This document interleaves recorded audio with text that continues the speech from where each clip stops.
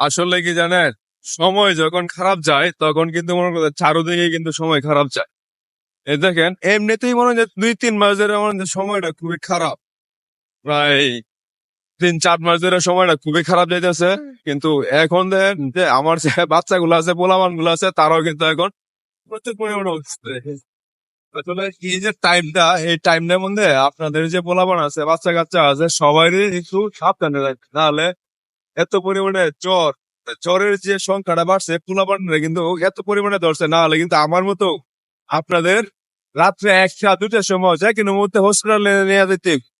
আর যে পরিমাণে রৌদ্র, আসলে মনে হয় যে সবাই কিন্তু পোলাপান যারা আছে সবাইকে একটু সাবধানে রাখার চেষ্টা করেন। এমনিতেই সময় খারাপ, কিন্তু জানি না কেন আল্লাহ পাক এত পরিমাণে মনে হয় যে পরীক্ষা পালছে, জানি না, হয়তো কোন সময় একটা ভালো সময় মনে হয় আসতেও পারে, সেই অপেক্ষায় আছি। হয়তো মনে হয় যে আল্লাহ হয়তো মনে হয় কিন্তু কিছু একটা ভালো দিক হয়তো মনে হয় দেখাইতে পারে। সময় যেহেতু 3-4 মাস ধরে খারাপ, ভালো তো যাইতে পারে নাকি।